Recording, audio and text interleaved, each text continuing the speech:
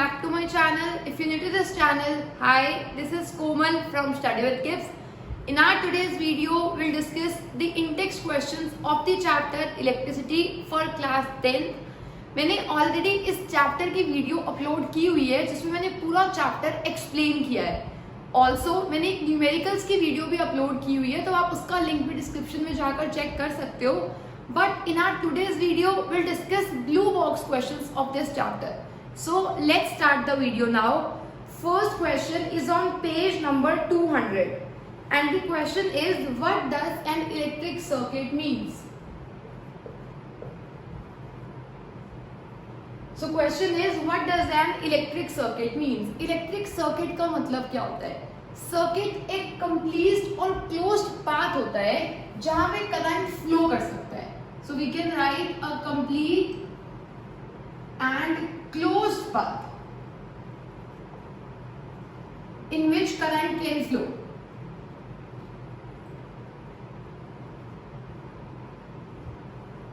उसे हम क्या बोलते हैं कि वो क्या होगा, एक इलेक्ट्रिक सर्किट. क्योंकि अगर तारें खुली हुई हो तो करंट फ्लो नहीं करता.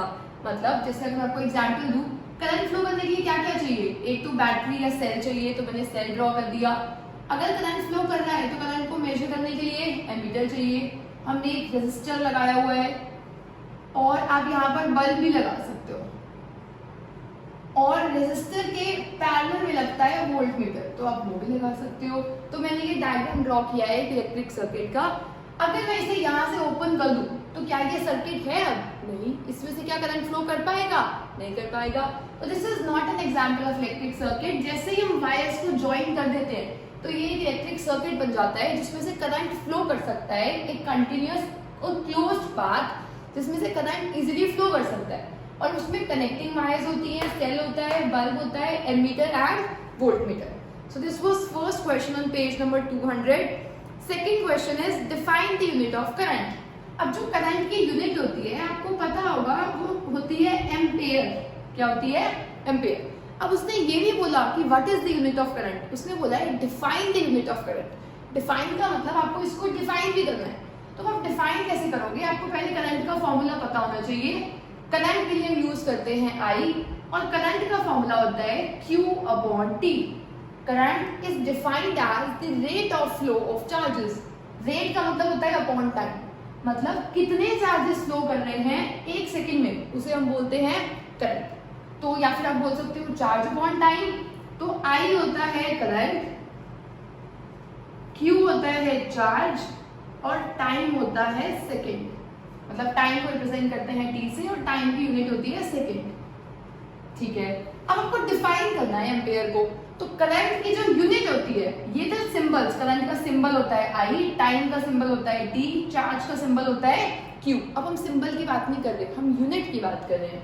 करंट की यूनिट होती है एम्पेयर, चार्ज की यूनिट होती है कूलम, और टाइम की यूनिट होती है सेकंड. तो आप 1 एम्पियर को कैसे डिफाइन करोगे, या एम्पियर को कैसे डिफाइन करोगे? 1 ampere is the current that flows through a wire when 1 coulomb of charge flows through it in 1 second. मतलब आप 1 एम्पियर को डिफाइन करोगे कि अगर 1 कूलम का चार्ज फ्लो करता है किसी भी कंडक्टर में से 1 सेकंड के अंदर, तो हम बोलते हैं कि करंट कितना होगा? 1 ampere. Current is said to be 1 ampere when 1 coulomb of charge flows in 1 second. तो आप अब एक और क्वेश्चन आता है केवल एग्जाम में, ऐसा सेम मिलता जुलता. What is the relation between A, C and S? अब आपको पहले पता होना चाहिए फॉर्मूला क्या है. तो A इक्वल्स टू C/S. तो आप लिख सकते हो A इक्वल्स टू C/S या फिर CS-1. तो आप ये भी रिलेशन आ सकता है. ये क्वेश्चन अभी नहीं पूछा हुआ था, पर ये आ सकता है आपके एग्जाम में. Now third question. Third question on this page number is calculate the number of electrons constituting 1 coulomb of charge. मतलब हमें क्या कैलकुलेट करने हैं? Number of electrons. ये था फर्स्ट क्वेश्चन, ये था सेकंड क्वेश्चन, और ये है थर्ड क्वेश्चन. ठीक है. हमें कैलकुलेट करना है number of electrons 1 coulomb of charge में. मतलब चार्ज कितना दिया हुआ है? 1 कूलम. अभी मैंने आपको बताया था चार्ज की यूनिट क्या होती है? कूलम.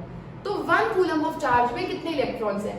इसके लिए आपने फॉर्मूला किया होगा कि अगर मान लो किसी बॉडी पे एक इलेक्ट्रॉन आता है तो उस पर चार्ज आता है 1e -1e, और जिस बॉडी से जाता है उस पर चार्ज आता है +1e। अगर किसी बॉडी पे 2 इलेक्ट्रॉन्स आते हैं तो उस पर चार्ज आता है -2e। किसी बॉडी से 2 इलेक्ट्रॉन्स जाते हैं तो उस पर चार्ज आता है +2e। मतलब आप ये सोच सकते हो कि चार्ज जो होता है वो हमेशा e के मल्टीपल्स में होता है। इसके लिए आपने फॉर्मूला किया था कि Q = Ne, कि मतलब कितने इलेक्ट्रॉन्स जा रहे हैं इनटू एक का चार्ज कितना है, वो चार्ज आएगा पूरी बॉडी पे। तो Q is charge on the body, charge on the body equal होता है N होता है नंबर ऑफ इलेक्ट्रॉन्स, E होता है चार्ज ऑन 1 इलेक्ट्रॉन। एक पे कितना चार्ज है, कितने इलेक्ट्रॉन्स आ रहे हैं उतना ही तो चार्ज बॉडी पे आएगा। अगर बॉडी के पास 10 इलेक्ट्रॉन्स आए तो एक इलेक्ट्रॉन पे कितना चार्ज है, इनटू कितने इलेक्ट्रॉन्स आए थे 10 ही उस बॉडी पे चार्ज हो गया। तो अभी उसने कहा है कि जो चार्ज है, जो Q है वो है 1 कूलम। Q कितना है 1 कूलम, तो Q है 1 कूलम, और हमें कैलकुलेट करना है कि कितने इलेक्ट्रॉन्स होंगे, तो हमें N निकालना है। और E की वैल्यू इसके लिए आपको लर्न होनी चाहिए, और आपने वो लर्न की ही है इस चैप्टर में। वो होती है 1.6 × 10⁻⁻19 कूलम। अब हम इसे सॉल्व करते हैं, तो N, ये तो कूलम तो कैंसिल हो जाएंगे, 1/1.6 × 10⁻⁻19, तो N की वैल्यू आ गई। इसे अगर हम सॉल्व करें तो इसका आंसर आता है 6.25 × 10⁻18 इलेक्ट्रॉन्स। अब इसको वैल्यू को लर्न ही कर लेना, क्योंकि 1 मार्क के लिए अगर ये क्वेश्चन आए तो आप एग्जाम में सॉल्व नहीं कर पाओगे। और यही क्वेश्चन आता है, ऐसा नहीं है कि इसमें चेंज होकर आएगा, यही क्वेश्चन आएगा कि इलेक्ट्रॉन्स कितने होते हैं एक कूलम चार्ज में। तो आंसर क्या है 6.25 × 10⁻18 electrons. Question is on page 202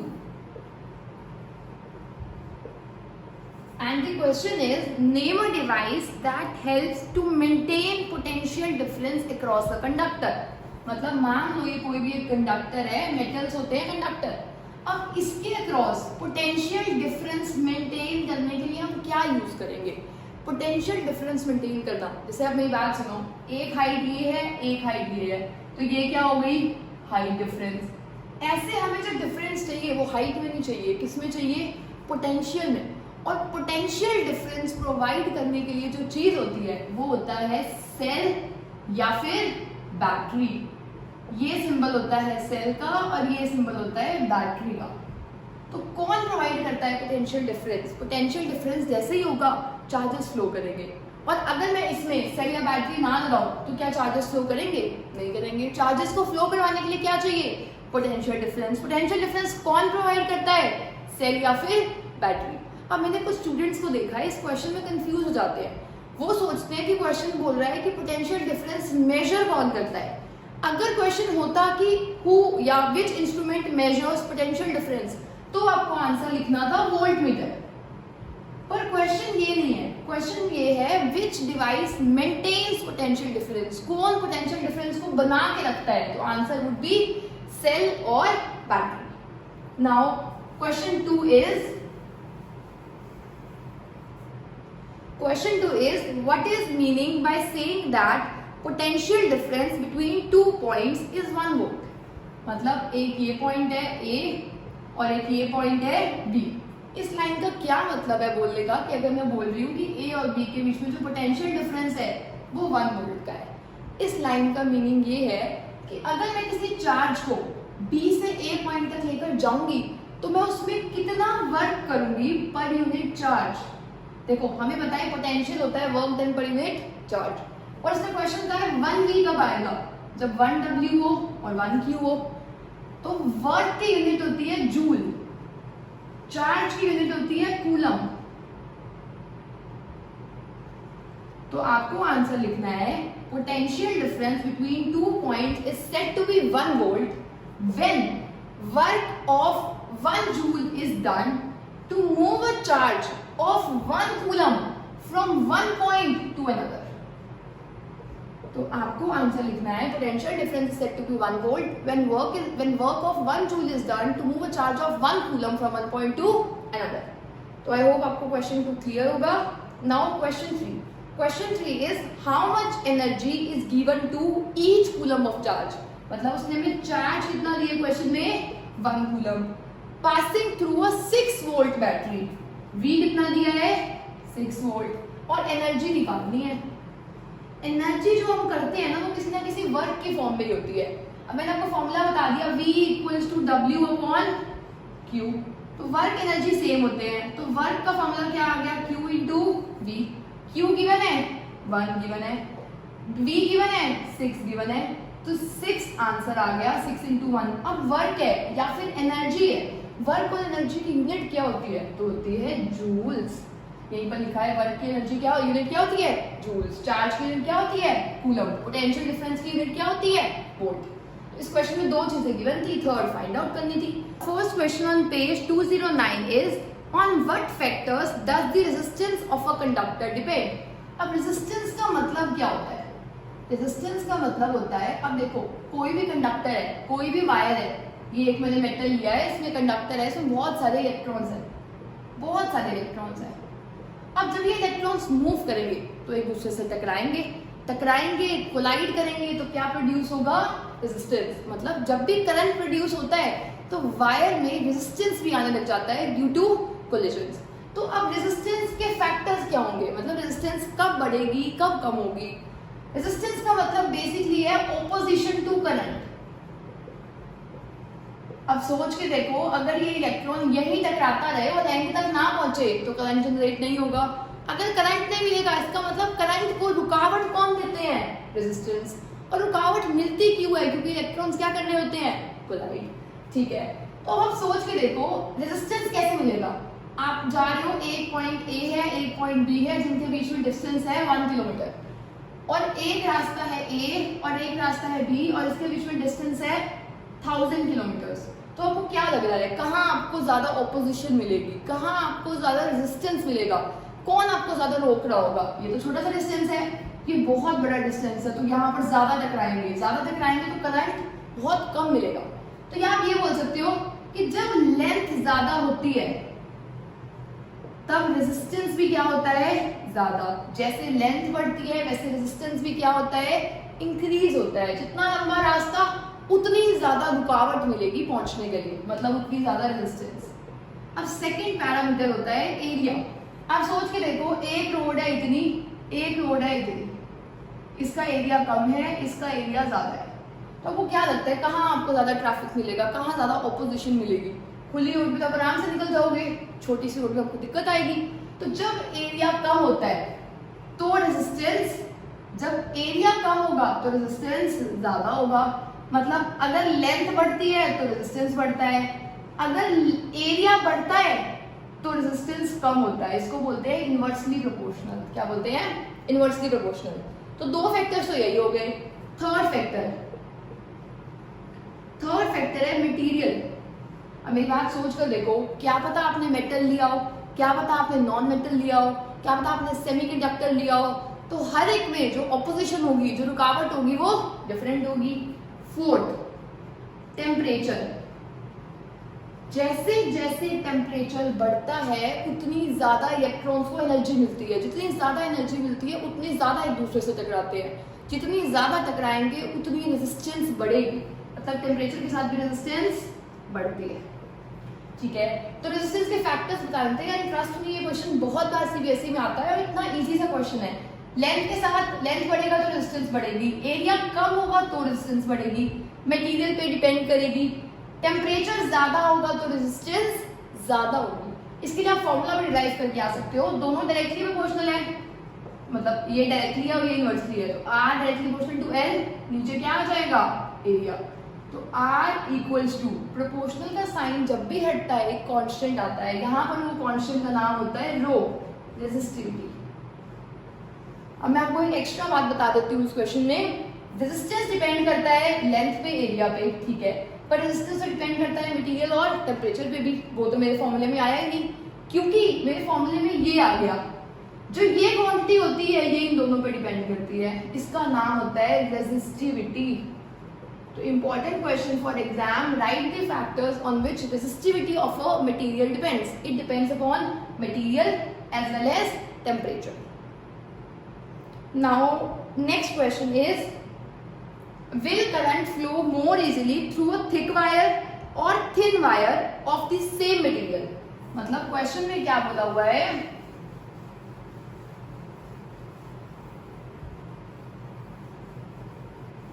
question में बोला हुआ है एक है बहुत पतली वायर, एक है बहुत मोटी वायर, तो किसमें करंट जो है वो इजीली फ्लो करेगा? ये इसमें, या तो इसमें फ्लो करेगा या इसमें फ्लो करेगा, किसमें करेगा? ये है ए, ये है बी। अब सोच के देखो, ए का एरिया कम है, अभी मैंने आपको बताया जब एरिया कम होता है तो भीड़ ज्यादा होती है, ऑपोजिशन ज्यादा मिलती है, रेजिस्टेंस ज्यादा होगा। अगर रेजिस्टेंस ज्यादा होगा, ऑपोजिशन ज्यादा होगा तो करंट क्या होगा? बिल्कुल कम। इसमें एरिया ज्यादा है तो रेजिस्टेंस कम होगी, मतलब भीड़ कम मिल रही है, ऑपोजिशन कम मिल रही है, इलेक्ट्रॉन्स जल्दी से पहुंचेंगे, मतलब करंट ज्यादा होगा। तो उसने कहा था कहां पर करंट इजीली फ्लो करेगा, तो हमेशा थिक वायर्स में करंट इजीली फ्लो करता है। और आप देखोगे अपने आसपास जो वायर्स लगी हुई होती है तो वो हमेशा थिक होती है, क्योंकि थिक वायर से करंट फ्लो करना आसान होता है, क्योंकि उसमें रेजिस्टेंस कम होता है। और डाउनवर्ड एरो मतलब कम होता है, अपवर्ड एरो का मतलब इंक्रीजिंग होता है, ज्यादा होता है। तो अगर इसका आपको वाई लिखना होगा तो भी ये लिखोगे कि क्योंकि इसका एरिया ज्यादा है तो रेजिस्टेंस कम है तो करंट ज्यादा होगा, मतलब करंट इजीली फ्लो करेगा। Now third question, let the resistance of electrical component remain same when the potential difference is decreases to half of its former value। मतलब उसने कहा है रेजिस्टेंस पहले R था, अभी भी रेजिस्टेंस R है, पहले पोटेंशियल डिफरेंस V था, अब पोटेंशियल डिफरेंस V/2 हो गया है, हाफ हो गया है। अब उसने कहा है करंट में क्या चेंज होगा, इसका करंट I था, इसके लिए आपको पता होना चाहिए ओम्स लॉ। आई होप आप जब ये चैप्टर के क्वेश्चंस कर रहे हो तो आप चैप्टर्स पढ़ के ही यहाँ पर आए। तो ओम्स लॉ में हमने किया था कि V/I इक्वल्स टू R, या फिर आप बोल सकते हो V इक्वल्स टू IR। अब सोच के देखो, इसका V/I R के इक्वल है, इसका भी तो V/I R के इक्वल होगा, मान लो कि I डैश है, तो V/2/I dash equals to R। तो इससे आप इन दोनों को डिवाइड करके भी सॉल्व कर सकते हो, या फिर मैं आपको एक इजी अप्रोच बता देती हूँ, इतना कॉम्प्लिकेट करने की जरूरत नहीं है। रेजिस्टेंस सेम है, अगर वोल्टेज हाफ हुई है तो करंट को भी तो हाफ होना पड़ेगा। सोच के देखो, पहले V/I था तो R के इक्वल था, अब वोल्टेज V/2 हो गई है, करंट भी अगर I/2 हो गया, दोनों कैंसिल करके रेजिस्टेंस अभी भी क्या आ जाएगा? R। तो जितनी वोल्टेज बढ़ती है उतना ही करंट बढ़ता है, जितनी वोल्टेज कम होती है उतना ही करंट कम हो जाता है, अगर रेजिस्टेंस सेम रहती है तो। सो आप बोल सकते हो कि करंट भी हाफ हो जाएगा। Now fourth question,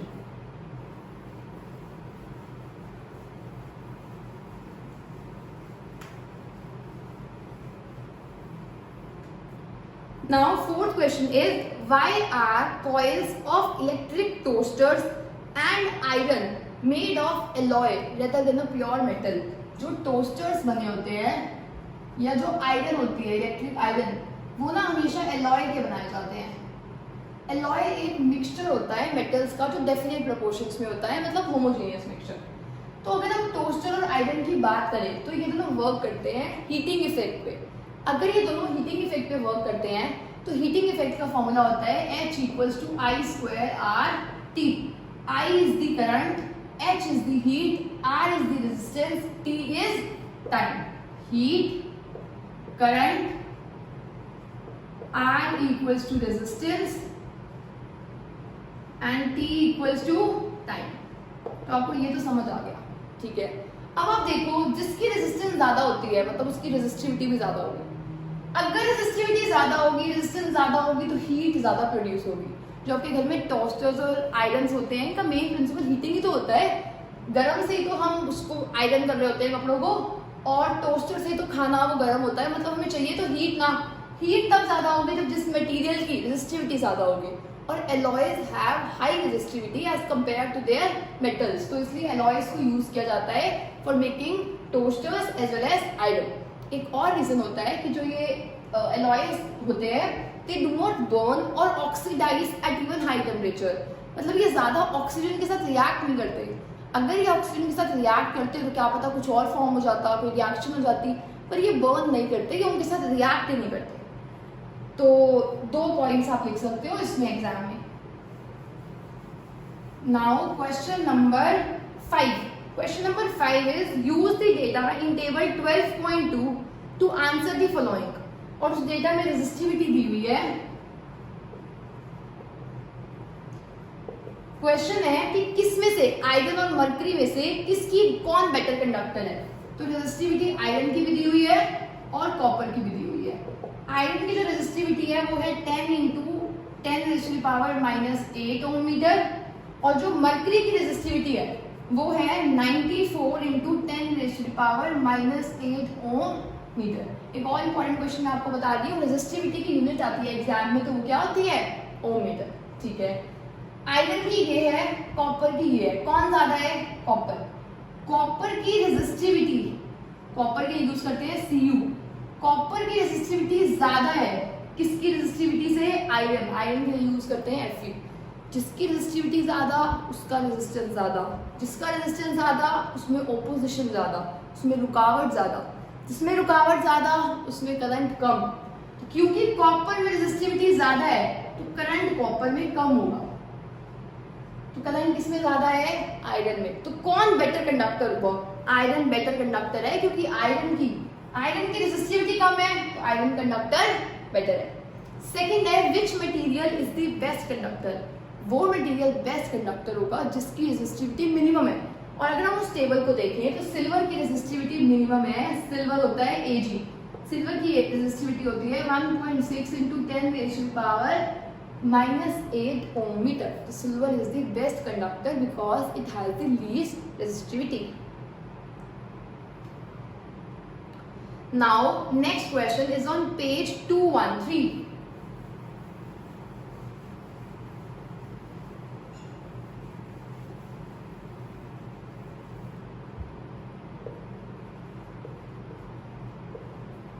Question number 1. Draw a systematic diagram of a circuit. Circuit हमने इस चैप्टर के बिगनिंग में किया था कि सर्किट का मतलब होता है एक कंप्लीट पाथ जहां पे करंट फ्लो कर सकता है।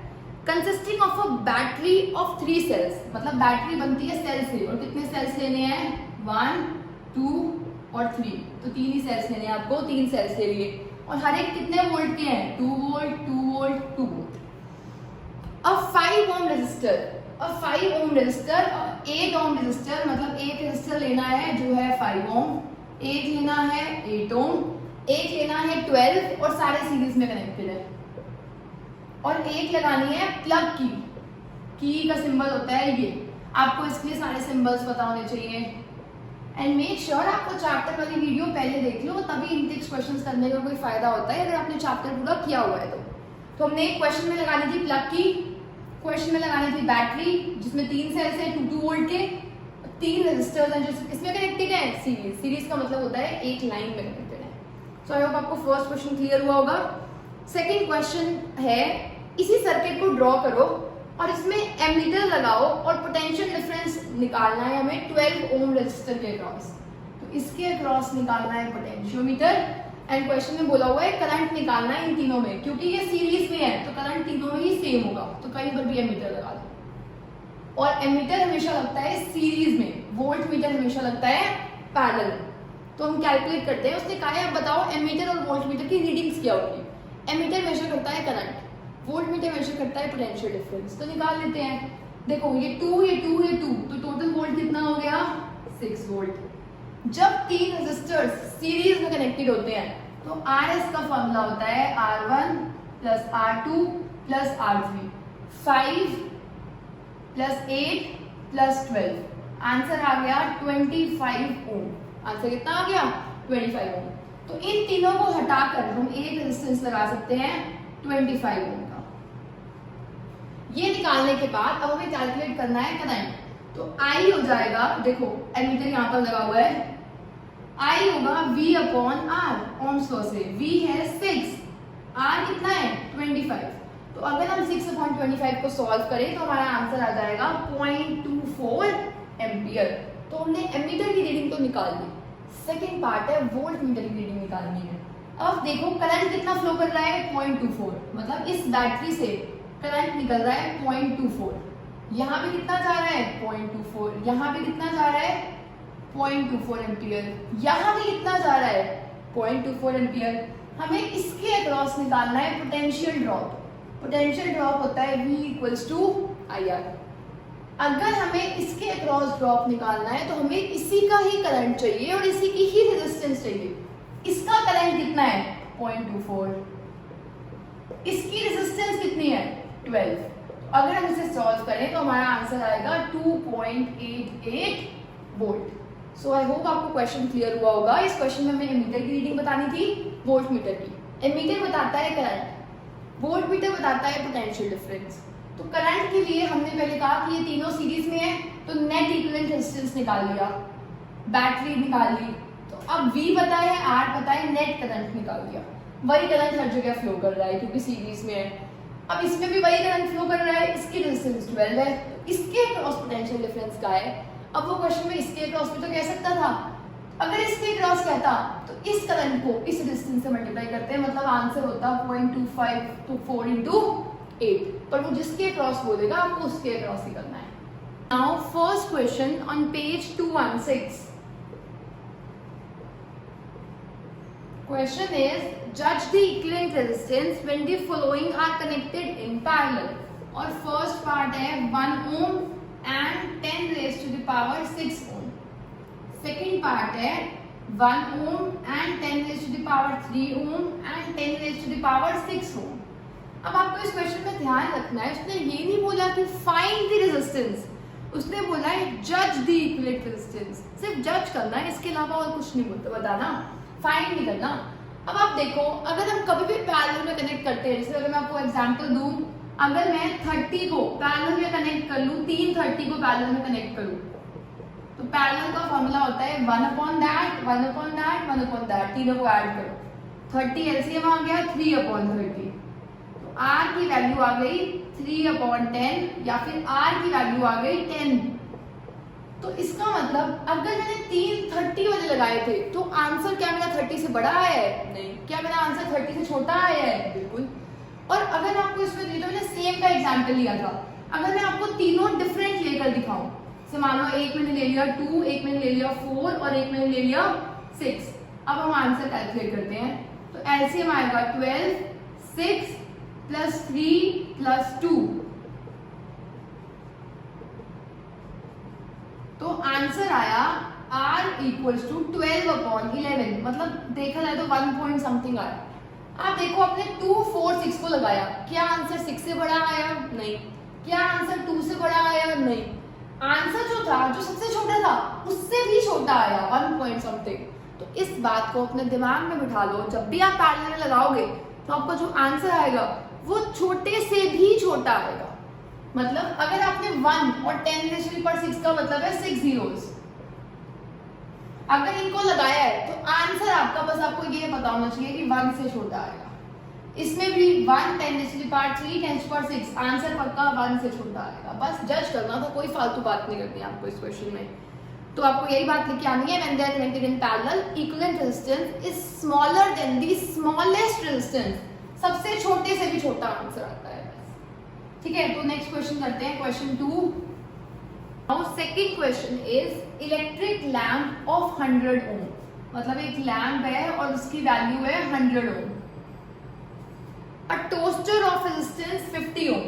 अब ये सारे हैं तो रेजिस्टेंस ही, तो रेजिस्टेंस का सिंबल ही ड्रॉ कर देते हैं।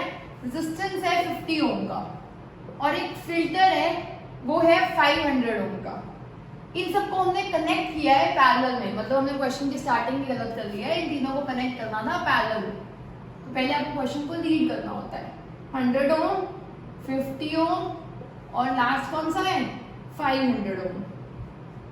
उसने कहा इन तीनों को कनेक्ट करो पैरेलल। पैरेलल का मतलब होता है फर्स्ट सेकंड थर्ड, ये होता है पैरेलल।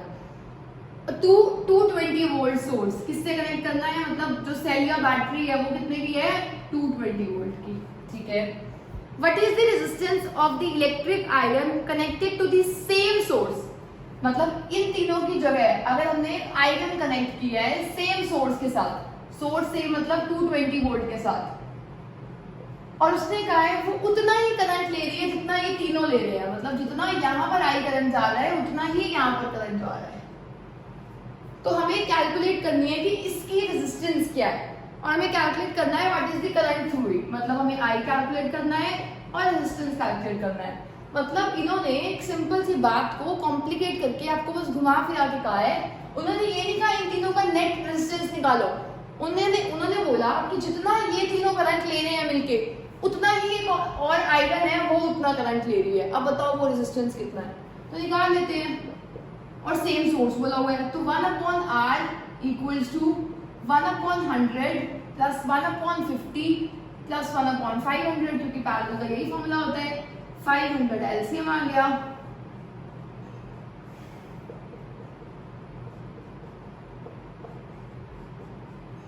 तो आंसर आ गया 500/16, जिसकी वैल्यू है 31.25 ओम। आई होप आपको यहाँ तक कोई डाउट नहीं होगा। देखो आप यहाँ पर मैंने देखा है बहुत स्टूडेंट्स गलती करते हैं, 1/R को 16/150 लिखते हैं, इसी को आंसर लिखाते हैं, देखते भी नहीं है कि 1/R दिया है तो R तो रेसिप्रोकल हो जाएगा इसका। और हमें कैलकुलेट करना है कि कितना नेट करंट होगा। अब करंट कैलकुलेट करने के लिए R पता है, V पता है, करंट होता है V/R और V की वैल्यू है 220, R है 31.25। अब आपको इसको सॉल्व करके मुझे कमेंट बॉक्स में बताना है कि आपका आंसर कितना आया। और करंट की यूनिट क्या होती है, एम्पियर। तो यूनिट लगाना मत भूलना और आंसर मैं कमेंट बॉक्स में चेक करूंगी आपके इसका। चलो थर्ड क्वेश्चन,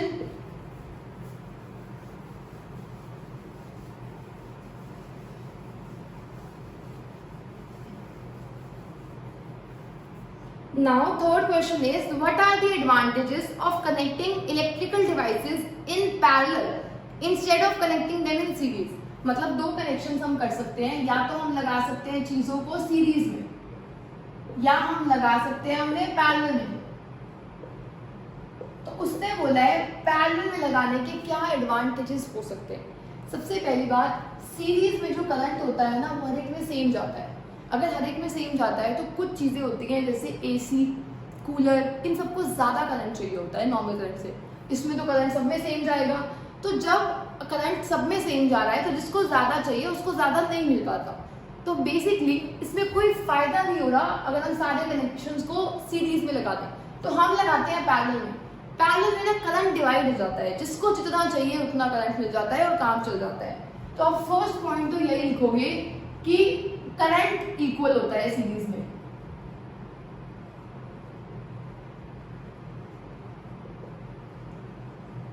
और करंट अगर सीरीज में इक्वल होता है तो ईच डिवाइस, हर अप्लायंस को वर्क करने के लिए डिफरेंट करंट चाहिए होता है and each appliance requires different current.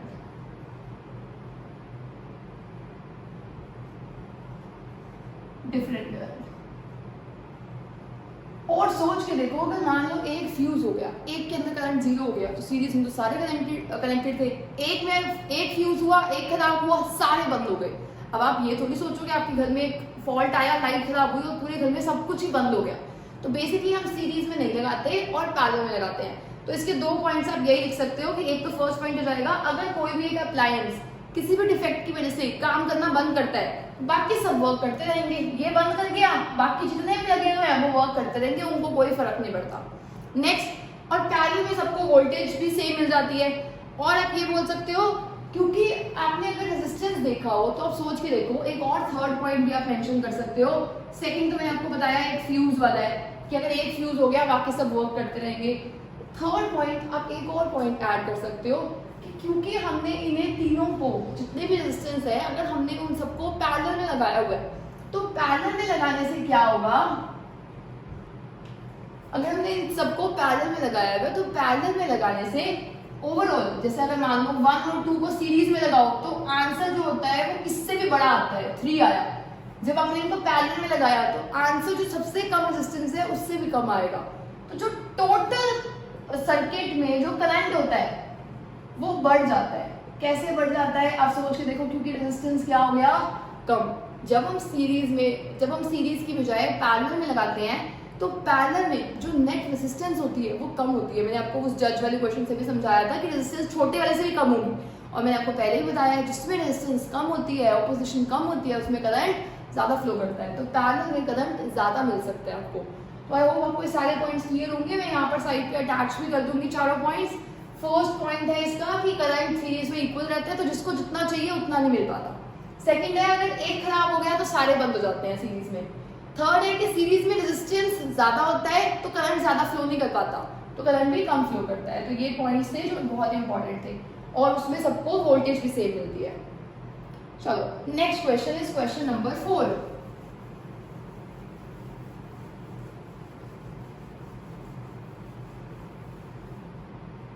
Question 4 is how can three resistors of 2 ohm, 3 ohm and 6 ohm, 3 resistors हैं 2 ohm, 3 ohm and 6 ohm, how can they be connected to give total resistance of 4 ohm? अगर आप मेरी numerical वाली video देखोगे तो उसमें मैंने एक क्वेश्चन कराया था और मैं आपको अभी भी करा रही हूँ अपना क्वेश्चन, और उसमें काफी सारे एक्स्ट्रा और इम्पोर्टेंट क्वेश्चंस किए हुए, तो आप टाइप कर सकते हो यूट्यूब पे important numericals of the chapter electricity study with tips, आपको मिल जाएंगे। तो हमें चाहिए 4 और हमें चाहिए 1। 1 से लेना बड़ा इजी होता है, क्यों? 2 3 6, सबसे छोटा कौन है? 2। 2 से भी छोटा चाहिए 1 चाहिए, मतलब हम इसे किस में लगा देंगे? पैरेलल में। तो सॉर्टेड है इसका, तो 2 3 6 निकाल के देख लेते हैं। 1/r equals to 1/2 plus 1/3 plus 1/6, LCM आ गया 6, तो 3 plus 2 plus 1 और आंसर कितना आ गया? 1 ओम। तो यही तो चाहिए था हमें। अब बचा है नेक्स्ट क्वेश्चन कि 2 3 6 को कैसे लगाएं कि हमें आंसर कितना मिलना चाहिए? 4। इसके लिए आपको ना हिट एंड ट्रायल करना पड़ेगा, क्योंकि अगर आप सीरीज में कनेक्ट करोगे तो आंसर 6 + 3 + 2 बड़ा आएगा 6 से, 4 तो बिल्कुल नहीं आएगा। इसका मतलब आपको किसी दो को पैरेलल में लगाना है और दूसरे के साथ सीरीज में लगाना है। जैसे अगर हम ट्राई करके देखें इसको 3 और 6 को अगर मैं लगा दूं पैरेलल में और 2 को लगा दूं उसके साथ सीरीज में, तो क्या ये क्वेश्चन वर्क कर सकता है? ट्राई करके देख लेते हैं। क्योंकि 3 और 6 पैरेलल में है तो हम कैलकुलेट करेंगे 1/3 + 1/6 = 1/r। एलसीएम आ गया 6, 2 + 1 = 1/r, 3/6 = 1/r, तो r की वैल्यू आ गई 2। 2 इन दोनों का आंसर आया है। 2 और 2 सीरीज में है, सीरीज में सिंपल एडिशन होती है, तो 2 + 2 कितना आ गया? 4 ओम। यही तो चाहिए था। तो अगर ये क्वेश्चन एग्जाम में आएगा तो आपको क्या लिखना है? First connect 3 and 6 in parallel and then the equivalent with 2 in series. तो इन दोनों का आंसर आया 2, 2 और 2 सीरीज में है तो आंसर आ जाएगा 4। यही तो हमें आंसर चाहिए था। तो 4 ओम भी हो गया, 1 ओम भी हो गया। Now next question is question number 5। ऐसे क्वेश्चन एग्जाम में बहुत ज्यादा आते हैं और इसमें स्टूडेंट्स जनरली कंफ्यूज हो जाते हैं। तो क्योंकि ये एनसीईआरटी क्वेश्चन है, ये तो आपको टिप्स पे लर्न होना चाहिए। एनसीईआरटी बुक को आपको बाइबल की तरह करना होता है, मतलब एक एक वर्ड टिप्स पे पूरा अच्छे। Next question on question 5 is what is the highest and lowest resistance. First part है हमें कैलकुलेट करना है हाईएस्ट रेजिस्टेंस, सेकेंड पार्ट में हमें कैलकुलेट करना है लोएस्ट रेजिस्टेंस।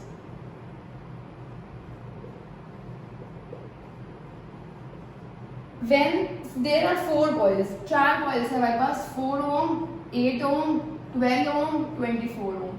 अब ये बात तो मुझे लग रहा है मैंने पता नहीं कितनी बार बोल दिया है कि जितने रेजिस्टेंस को तुम सीरीज में लगाते हो आंसर जो बड़ा है उससे भी बड़ा आता है।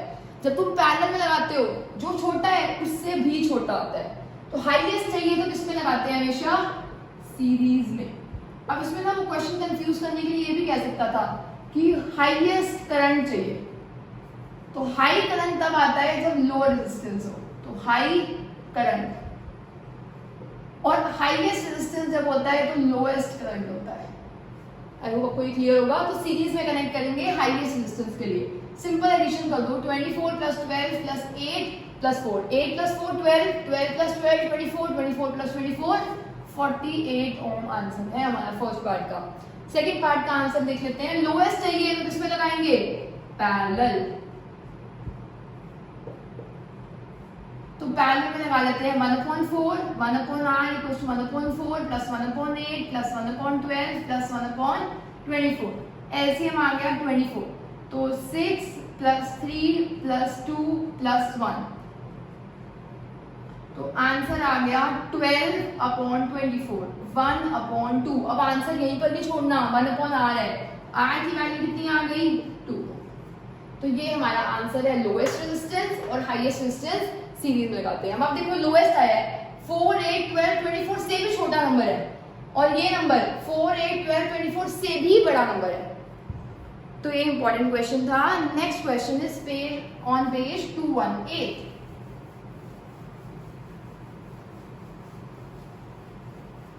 Now question is, why does the code of heating heater, page 218, जो इलेक्ट्रिक हीटर होता है उसकी जो कोड होती है, जो तार होती है, वो तो नहीं जलती, पर जो इलेक्ट्रिक हीटर का जो मेन हीटिंग एलिमेंट होता है, जो रॉड होती है, वो रेड होने लग जाती है। तो वो क्यों जलती है, ये क्यों नहीं जलती? क्योंकि ये जो पूरा प्रोसेस होता है ना, वो होता है on heating effect of current. इस पे होता है heating effect of electric current, ये मैंने आपको एक पहले क्वेश्चन में बताया था। अब हीट होती है I²RT, मतलब जिस मटेरियल की रेजिस्टेंस या रेजिस्टिविटी ज्यादा होगी उसमें हीट ज्यादा प्रोड्यूस होगी, और जो हीट होती है वही लाइट की फॉर्म में चेंज हो जाती है। तो जो हीटिंग एलिमेंट होता है इसका, वो हीटिंग एलिमेंट बनाए जाते हैं एलॉयज के। एलॉयज की रेजिस्टिविटी ज्यादा, रेजिस्टिविटी ज्यादा तो हीटिंग इफेक्ट ज्यादा, हीटिंग इफेक्ट ज्यादा तो वो लाइट में कन्वर्ट भी हो जाएगा। पर अगर हम उस तार की बात करें, इस तार की, ये तार तो नहीं चलती हुई दिखती। ये तार क्यों नहीं चलती? क्योंकि जो ये तार है ये कंडक्टर्स की होती है, मेटल्स की होती है। कंडक्टर्स में हमें करंट चाहिए होता है, करंट चाहिए तो रेजिस्टेंस कम होता है। जब रेजिस्टेंस ही कम होगा तो हीटिंग इफेक्ट भी कम होगा, हीटिंग इफेक्ट कम होगा तो वो क्या ही लाइट में कन्वर्ट होगा। तो हीटिंग इफेक्ट ज्यादा प्रोमिनेंट हीटिंग एलिमेंट में होता है और नॉर्मल तारों में नहीं होता। तो उसमें नॉर्मल तारों में नॉर्मली हीट प्रोड्यूस होती है। सो आई होप आपको ये क्वेश्चन क्लियर हुआ होगा। Question number 1 on page number 218। Next question, question number 2 is calculate the heat generated, मतलब हमें हीट निकालनी है H while transferring 96,000 coulomb of charge, मतलब Q जो चार्ज है वो है 96,000 कूलम इन 1 आवर। टाइम भी दे दिया उसने हमें, 1 घंटे में ट्रांसफर करना है। Through potential difference of 50 volt, V दे दिया उसने 50 वोल्ट। तो हमें अब कैलकुलेट करना है हीट। हीट का फॉर्मूला हमें बताया होता है I²R×T। क्या इसके अलावा कोई फॉर्मूला भी पॉसिबल हो सकता है? हमें तो V दिया हुआ है, तो इसके अलावा भी कोई फॉर्मूला पॉसिबल हो सकता है। और वो फॉर्मूला हम कैसे कैलकुलेट कर सकते हैं? जैसे देखो I का फॉर्मूला होता है V/R। तो इस फॉर्मूले को पुट कर लेते हैं। हीट की वैल्यू कितनी आ जाएगी? I को रिप्लेस कर दो V²/R, तो दोनों का स्क्वायर कर दिया V/R into R into T। तो फॉर्मूला आ गया V²/R/T, क्योंकि एक R से एक R कैंसिल हो जाएगा। पर अभी भी हमें जो क्वेश्चन था उसमें Q दिया हुआ है, T दिया हुआ है, V दिया हुआ है। तो हम एक और चीज भी कर सकते हैं। क्या हम इस फॉर्मूले को और किसी में चेंज कर सकते हैं? कर सकते हैं। देखो आपको हीट निकालनी है, heat is a form of work. तो हीट को आप वर्क की फॉर्म में एक और में कैलकुलेट कर सकते हो। अगर मैं R को रिप्लेस कर दूं किसी और चीज से, अब R को रिप्लेस कैसे करेंगे? क्योंकि क्वेश्चन में हमें R नहीं चाहिए, तो R को हम रिप्लेस कर सकते हैं V/I। तो R को रिप्लेस कर दिया V/I, तो यहाँ पर पुट करते हैं V²/R को रिप्लेस करना है V into I into T। तो V से V कैंसिल, फॉर्मूला आ गया VIT। तो आपको वैसे तो ना टेक्निकली ये तीनों फॉर्मूले याद होने चाहिए। एक तो होता है हीट का VIT, एक होता है I²RT और एक होता है V²/R इंटू T। तो ये तीनों फॉर्मूले याद होने चाहिए। अब हम निकालते हैं। क्या हमें V दिया हुआ है? दिया हुआ है 50। क्या हमें करंट दिया हुआ है? नहीं दिया हुआ, पर हमें पता है करंट होता है चार्ज अपॉन टाइम। तो चार्ज है 96,000 अपॉन टाइम, 1 घंटा दिया हुआ है, हमें सेकंड्स में लेना होता है। And 1 hour is equal to 3600 seconds into T put करना है। तो T कितना है? 1। तो फिर से क्या पुट कर दिया? 3600। या फिर आप इससे एक और फॉर्मूला निकाल सकते थे, V इंटू I होता है Q/T इंटू T। आ तो गया V इंटू Q। तो इन दोनों को डायरेक्टली आपको मल्टीप्लाई करना था। अब आपको इसका आंसर भी कमेंट बॉक्स में बताना है कि क्या आएगा। वैसे तो मैंने आपको ये पूरा यहाँ से सॉल्व करके दिखाया, पर हमने जो बिगनिंग में चैप्टर में फॉर्मूला किया था उससे भी आप सिंपली इस क्वेश्चन को कर सकते थे। मैंने आपको बताया था W इक्वल होता है V इंटू Q। अब स्टार्टिंग के 2-3 क्वेश्चन देखना, उसमें हमने फॉर्मूला यूज किया था। तो यही तो करना है। वर्क की तो हीट होती है और हीट निकालनी है हमें। तो हीट होगा V इंटू Q। V कितना दिया हुआ था हमें? हमें 50, Q कितना दिया हुआ था 96,000, बस इसी को मल्टीप्लाई करना था, वही हमने वहां पर किया है। तो आप मुझे इसका आंसर कमेंट बॉक्स में बताओगे कि आंसर क्या है। Now question number 3।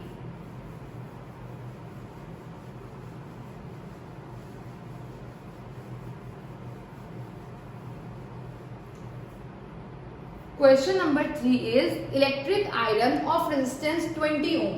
मतलब एक आयरन है और उसका रेजिस्टेंस कितना दिया हुआ है 20 ohm. Takes up current of 5 ampere, मतलब करंट दिया हुआ है 5 ampere. Calculate the heat develop in 30 seconds, time दिया हुआ है 30 सेकेंड्स। हीट निकालनी है, मैंने इतने सारे तो फॉर्मुलेस करवा दिया आपको। I स्क्वायर आर टी, आई है 5 का स्क्वायर, आर है 20, टाइम है 30। तो आंसर आ गया 25 इंटू 600। तो इसका आंसर कितना आया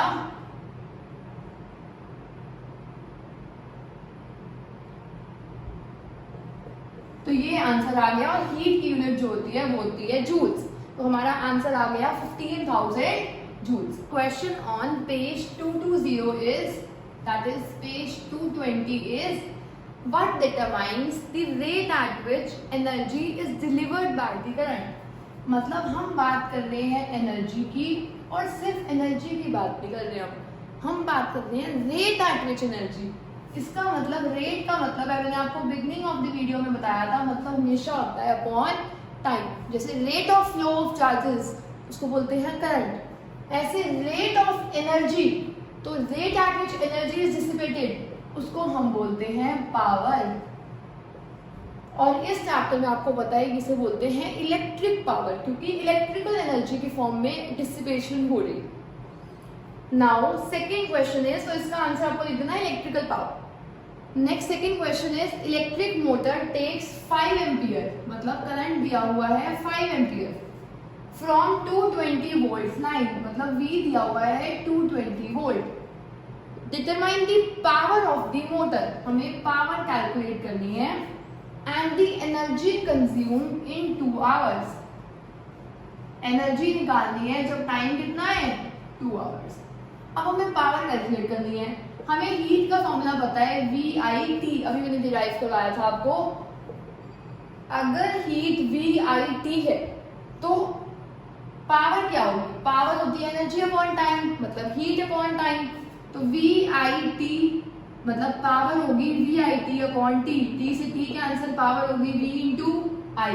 V कितना है 220 इंटू आई कितना है 5। तो आंसर कितना आ गया, तो आंसर आ गया आपका 1100 वोल्ट। पावर की यूनिट हमेशा होती है वोल्ट, तो पावर आ गई 1100 वोल्ट। नेक्स्ट क्वेश्चन इज, हमें एनर्जी कैलकुलेट करनी है। अब आप देख सकते हो एनर्जी इक्वल है पावर इंटू टाइम। पावर आपको पता है 1100, टाइम है 2 आवर्स। आवर्स को आपको कन्वर्ट करना है सेकंड्स में, 3600 से मल्टीप्लाई करना है। और ये लास्ट होमवर्क है आपके लिए, आपको इसकी कैलकुलेशन का आंसर कमेंट बॉक्स में करना है। मैंने आपको 3 होमवर्क दिए हैं आज के लिए, जिसमें आपको सबको कमेंट करना है। जैसे आप ये वीडियो देख रहे हो, इससे आपको भी अच्छा लगेगा कि आपको समझ आया या नहीं आया। मैं भी आंसर्स वेरीफाई कर लूंगी आपके साथ। So this was all about the in-text questions, or as we say blue box questions of the chapter electricity for class 10th. If you like this video, please share this video with your friends as well. And thanks for watching. I hope you all have a nice day.